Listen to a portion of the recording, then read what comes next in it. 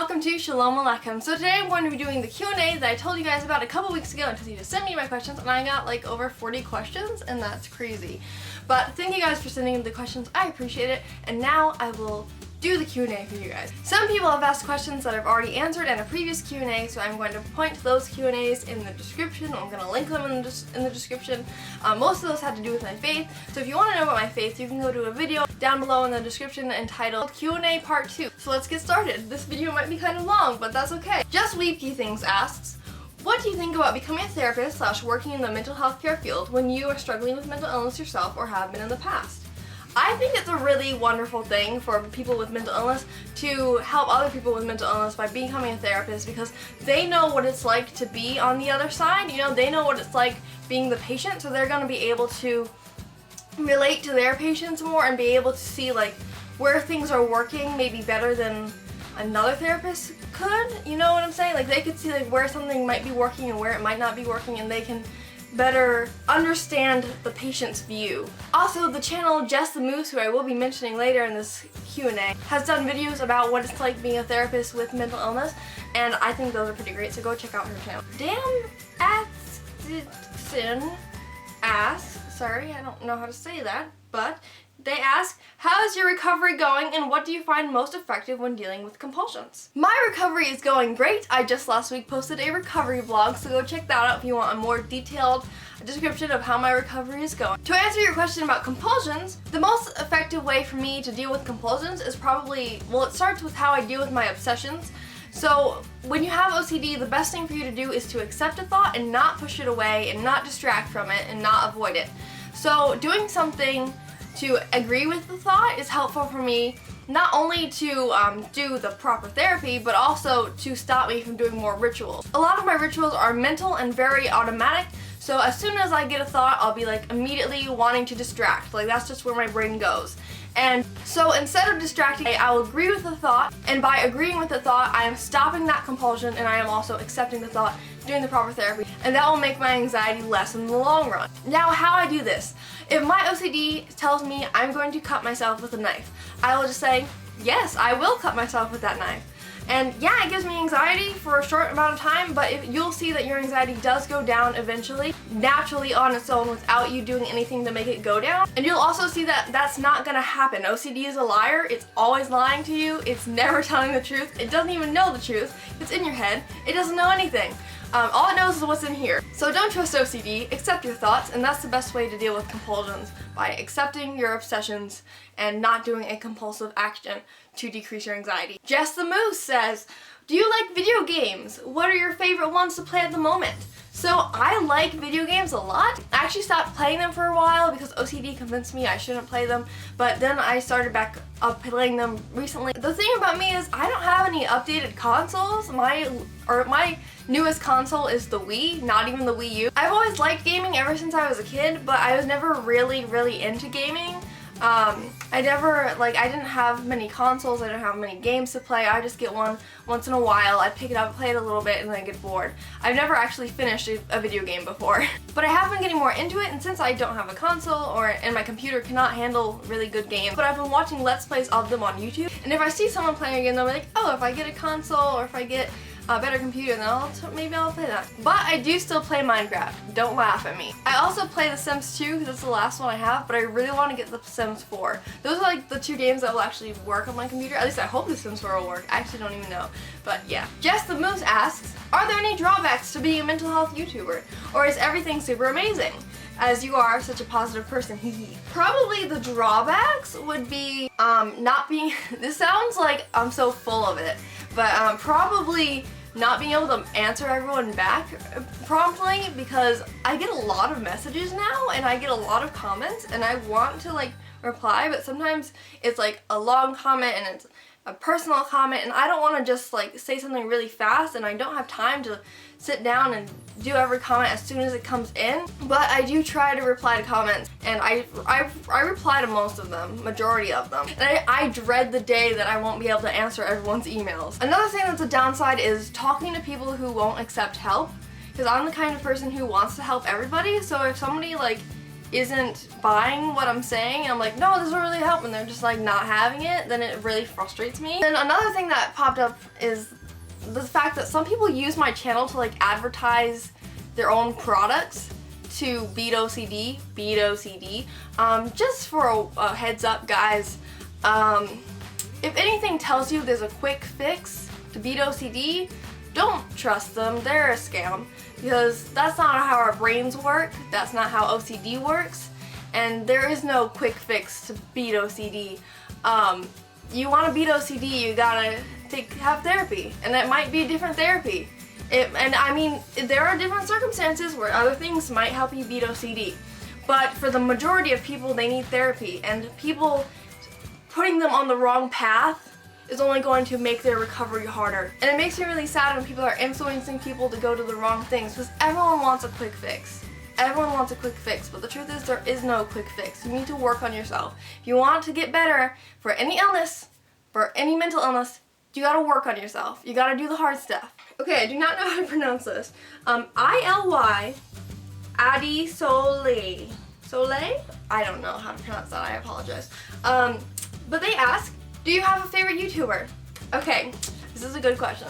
So I've been on YouTube since I was like, I don't know, a teenager. Well, I am a teenager, but like a young teenager.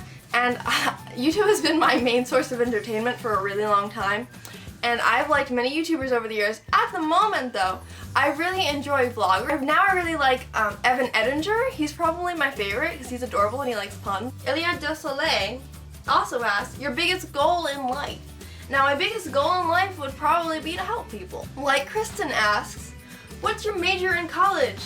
And that's where I have to announce something to you guys. In my last Q&A, I told you guys that I was studying business, and I had a lot of different plans for my life, and I didn't know which one I was going to do, and now I think I know. I have decided to, since I went to a new school, I have decided to study psychology, and I decided that I want to be a therapist, and that's what I'm going to aim for. There are obvious reasons why I want to become a therapist, so I won't go through that now. But yeah, that's currently the course that I'm going on, and we'll see how that works out.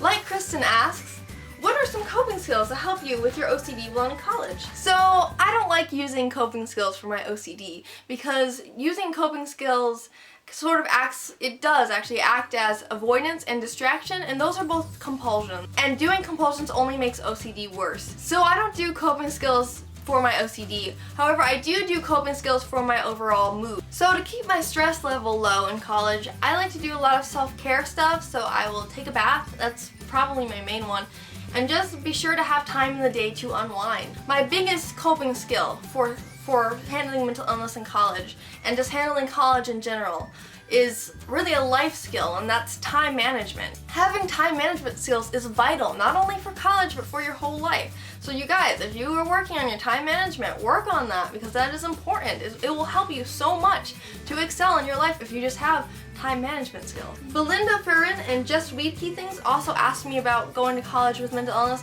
and that is my advice for you guys too. Like Kristen, Iliada Soli and Cat Power asks, what is your favorite book at the moment? Skin and Bones by Sherry Shahan. This book was the first fiction book I read after not reading fiction books for like years and years after I stopped due to OCD. And this book affected me so much. Like, I cried so many times, and I would recommend this to anyone unless you have an eating disorder, because it has a lot of triggering language in it. But at the same time, it's an amazing story about a boy who goes into an eating disorder clinic because he has an eating disorder, he has anorexia, and it's a really good book. Just looking at the cover makes me want to cry. Like, that's how good it was. Carolina G. During a spike, have you ever doubted that you even had OCD? Yes, I have. That can happen to a lot of people with OCD, and it's normal. It's also very distressing. I won't disregard that. It's very distressing. But the thing is, if it looks like OCD, sounds like OCD, smells like OCD, it's probably OCD. Carolina G. Also, have you ever had to deal with someone who doesn't think mental illnesses are serious? How do you deal with them? I don't think I've ever dealt with someone who felt that way in person, but I have online. And to deal with them, I usually tell them the facts, and then I back it up with sources. And once you show someone sources about mental illness, then, well, they can't really dispute it, can they? Anything they do say is just based off of their own prejudice. Anyway, Jasmine I'm sorry about your names, guys. I don't know how to say them. But Jasmine says, difference between Hebraic Christian and non-denominational. So, non-denominational can really be anything. I think that Christianity in all faith is kind of a spectrum, I guess you could say, because, I mean, anyone's faith isn't gonna fit into one category, right? But to describe Hebraic Christianity, it's basically Messianic Judaism, but I'm not actually a Jew, so I just call it Hebraic Christianity. And it means that I follow the Old and the New Testaments of the Bible. I don't show my hair based on a passage in the Bible. It's in 1 Corinthians chapter 11, 1 through 10, 11 verses 1 through 10. I'd also recommend the website headcoveringmovement.com, which I'll link in the description for more information on that. Mad Cupcake 38 asks, why are you so mad, Cupcake? You're a cupcake. How is your family supportive with your mental health issues? I know for me personally, I find it hard to communicate and let my parents see me when I'm feeling really low and out of control with my mental health. And I wondered if you dealt with similar things. If so, what helped you communicate with them? So my family is really supportive. OCD is an illness that affects your whole family. So they really had to be supportive. At first, especially before I had OCD when I was just a young, like, angsty teenager, not there's anything wrong with that, but it was very hard for me to open up to my parents. But nowadays, it's a lot easier for me to talk to them, especially when I'm feeling really low. That's usually when I talk to them about my mental health. I'd suggest doing like a family meeting of sorts. Me and my parents call it a check-in, where we just, once a week, we sit down, and it'd be better to do this every day, but we do it once a week. We just sit down and we don't do anything, but we focus on each other and we talk about our weeks, we talk about how everything's going, we talk about what we're excited for, what we're nervous for, and we all talk. It's not like it's just me talking, it's we're all talking, we're all bonding. Also, you could ask your parents to ask you how you're feeling, so if that, I don't know if that will work, it might not work. You might not like that idea, but you could ask your parents that if you seem to be down, like tell them what triggers you, tell them what it looks like when you are down, and then ask them to ask you, then come to you first and ask you how you're doing. You could also talk to your therapist to talk to your parents, so when you're feeling really down, you can tell your therapist, could you please talk to my mom and dad, and then they can know from the therapist and not from your own mouth that you're feeling bad, and to keep an eye on you and to check up on you and ask you how you're doing. You can also have your therapist talk to your parents about your illness or your treatment in general. That can be very helpful. And also, just in general, spend time cultivating your relationship with your parents. I know it's weird when you're like young and you're like, they're my parents, they're boring, they're dumb, they're weird. But when you're an adult, you get to know your parents as like real people and not as like your authority figures. Well, I don't know how old you are, but if you're a teenager, it'd be helpful for you to start cultivating that relationship early. Spend time with your parents. Try to get to know them, and most importantly, just be kind to them. Don't be mean to them. And if they're mean to you first, try not to engage in anger. Try to take a deep breath and go take space if you have to, and then come back and talk to them about it. Therapists can be very helpful with dealing with issues with parents, so if you have a therapist, I would suggest talking to them about it. And you guys can all come up with a plan for how you're gonna help when you're feeling in that low mood. Mad Cupcake 38 and Jess the Moose both asked me about where I'd like to travel, and I'm going to go with Mad Cupcake's answer because she gave me 5 choices instead of 3, and I would like 5 because I was having trouble choosing 3. If you could pick any 5 places to travel around the world, where would you go and why? First of all, I'll go to Italy because I've always wanted to ever since I was like obsessed with Taylor Lautner as a teenager, and I was like, oh, he's Italian, so I want to go to Italy. And then I found out Italy's actually a really great place. Did you also know Taylor Lautner is from Michigan? I also want to go to Michigan now because that's actually a great place too. Oh, boys. Anyway, then I would go to Israel. Because Israel is amazing. It's the foundation, I mean, it's the place where my faith was born. So I'm really into Israel. I'd like to go to Israel. These next places are like more like events than places, but they're places that I'd like to go. I'd like to go to the International OCD Foundation Conference. That's something that me and my parents are kind of trying to work out. It's very expensive, it's very hard to get there, but we're trying to work it out. I'd also love to meet the OCD bloggers and mental health YouTubers that I've met online because they are amazing, and I'd love to have friendships with them in real life. It'd be great to just have tea with like Kristen, Jess the Moose, Emma Wicks, and Hayaf Kai. That would be just amazing. That would be like a dream come true. So I would love to visit them. And lastly, I'd go to VidCon because it's VidCon. That way I could meet all my favorite YouTubers and I could meet some of you guys maybe, and it'd be a lot of fun. Mad Cupcake 38 says, what are your favorite places to go when you're outside your school home environment and want to feel calmer / happier? And that would be obviously the ice cream store. There's this like German ice cream place right near where I live, and it is delicious, and I've been going a lot. I've also gained a couple pounds, but it's really so good. And then I like to go to Target. And this is actually a good question. At first I didn't know how to answer it, but then I realized that a lot of times when I want to feel calmer, I'll go out for an outing with my dad and I'll go to like these two places. Mad Cupcake 38, if you could change 3 things about your country's policies for mental health treatment, what would they be? I don't know that much about mental health policies in the USA, and I'm a bad citizen for that, I guess. But I think I know more about the UK's policies than mine, because I follow a lot of people from the UK on Twitter, and they talk about the NHS and stuff and CAMS, and I'm like, I don't even know what my policies are called. However, I would like the insurance companies to take mental illness more seriously. I was very blessed to have good insurance because my dad has a good job and they offer him good insurance that covers mental illness, but many people do not have good insurance that can't cover mental illness treatment, and that's just terrifying. Not terrifying, but it's tragic. That's the word. But it's terrifying too. Way too many people either can't get treatment or get their treatment cut off because their insurance doesn't cover it. So I would like the insurance companies to take mental illness more seriously, especially like the precautions for mental illness, like going to an outpatient therapist like before they end up inpatient. It's very important, and I would like insurance companies to take that more seriously. But yeah, tell me about mental health policies in USA down below, because I don't know them. Mad Cupcake, Jesus is Lord, and Iliadosele asks, what are your favorite movies / TV shows? My favorite movies are Scott Pilgrim vs. the World, Back to the Future series, and The Avengers. My favorite TV shows are, at the moment, I am really loving Family Feud. I don't know what that says about me. I like Family Feud.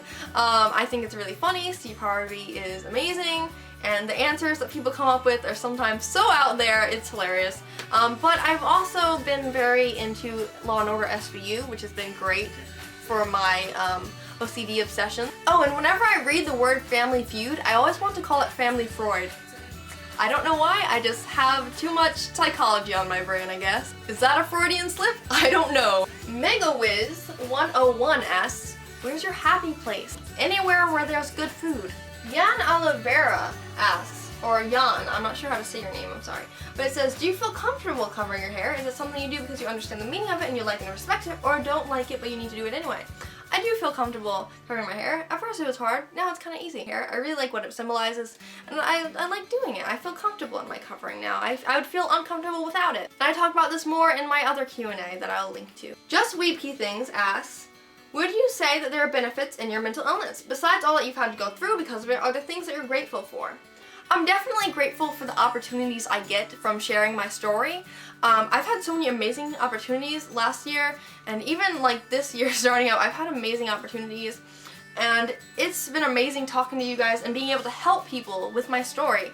And I'd say yeah, there are benefits to it, in a weird sort of indirect way. It has also made me more empathetic and compassionate towards people with mental illness, and made me understand more what it's like having a mental illness, because I mean, even when I had anxiety and depression, like generalized anxiety disorder, I was more empathetic and caring and compassionate, but that's totally deepened with having severe OCD, because I never had severe mental illness before, and having OCD and seeing it completely rip apart my life totally changed me in that respect. Now it's time for Shotfire Answers, courtesy of Jesus is Lord. How old are you? 19. Are you single? Yes, and ready to mingle. What are you planning on doing in the future? Become a therapist and hopefully get married and have a family. What's your favorite color? Baby blue. What's your favorite subject in college? Psychology. Debbie Daniels asks, do you think having a mental illness has changed your view of the world? Yes, it definitely has. Being suicidal and coming out of it has really taught me the value of life. And now I really want to help people achieve their healthiest, happiest life. Because when you have mental illness, you feel like it's impossible to be happy, but that is not true. It is possible, and recovery is possible. It's a long and hard process, but it is so possible, and it is so worth it. So stay strong, guys. Everyone deserves a chance at a happy, healthy life. Life is so worth it, guys. Debbie Daniels also asks, how has your family and friends reacted to your mental illness? I did not tell my extended families and friends about my mental illness. And I guess my family knew because my parents probably told them, and my friends kind of knew because I had mentioned it in passing, but they never really knew until I put this Facebook post on Facebook. And it was after I went to the OCD program reunion last year, and I was very inspired by seeing all of those kids so recovered and able to do things that they never could do before. And it was really amazing and inspiring, so I wrote that message and I kind of made it inspiring, like saying, you can do whatever you put your mind to.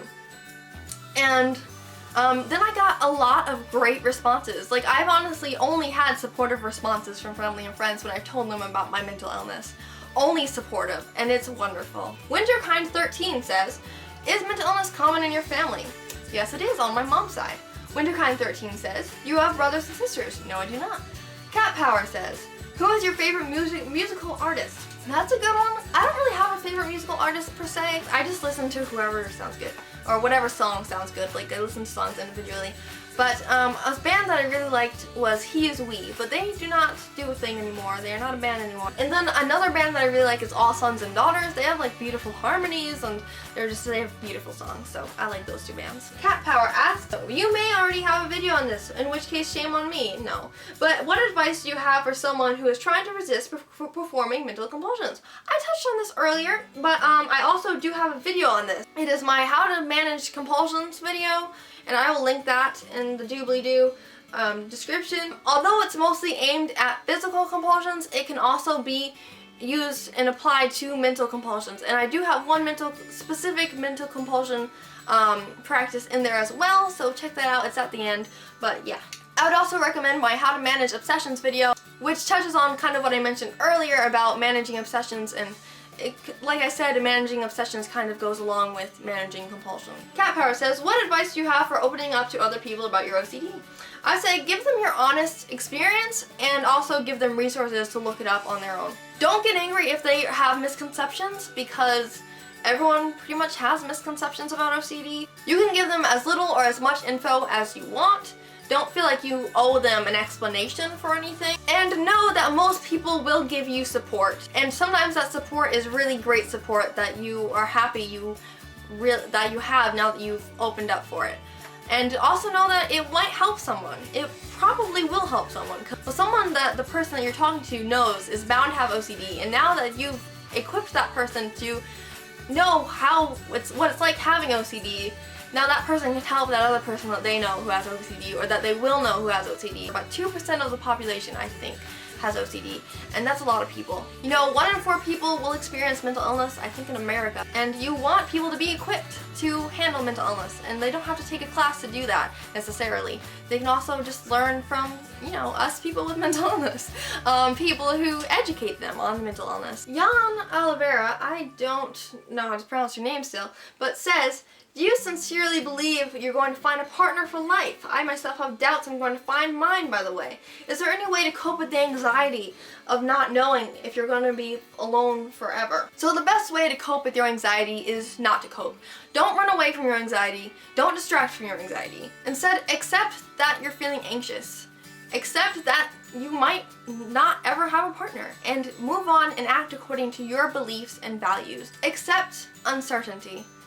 The moment that we accept uncertainty is the moment that we are free from anxiety. Yes, it feels anxiety-provoking, but that is the moment that we are free from anxiety's trap, and then and only then can we move on and live our lives and accomplish what we want to accomplish despite anxiety.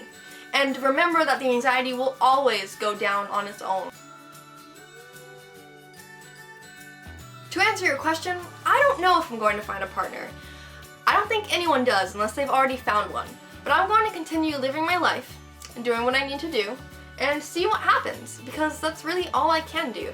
Life is full of uncertainty. You cannot avoid it, you cannot escape it. Uncertainty is inevitable, so live with the uncertainty. That's all you can do. And with that, those are all the questions I have for my Q&A. Thank you guys for watching.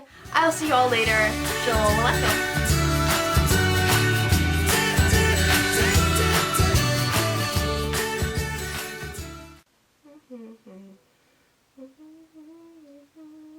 And my